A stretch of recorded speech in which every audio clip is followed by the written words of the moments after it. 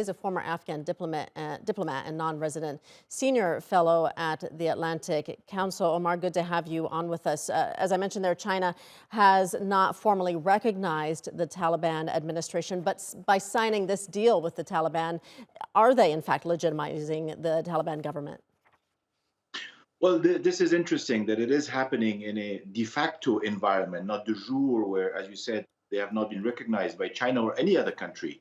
It's happening at a time also when the Taliban are more isolated now than they were 6 months ago or a year ago, especially because of some of their policies concerning women and girls, education and jobs.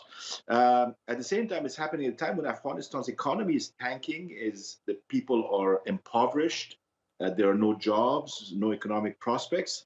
Some people are fleeing the country.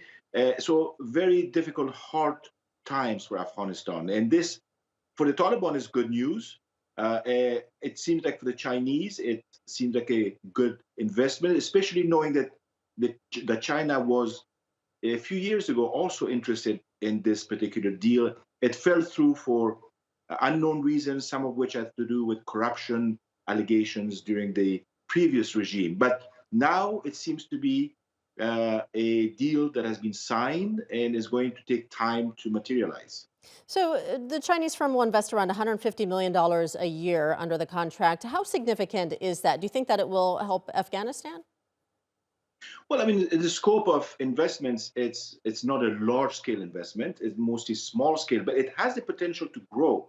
They're looking at 25 years. They're looking at the first 3 years of exploratory investment, which will go up to 450 million.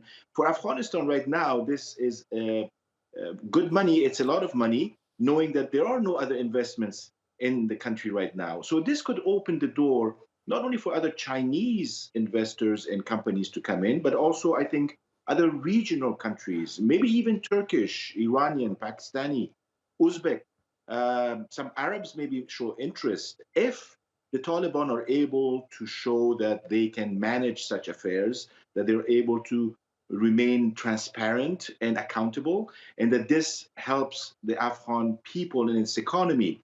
But it will also be a big test in terms of whether other countries will try to take steps towards recognition.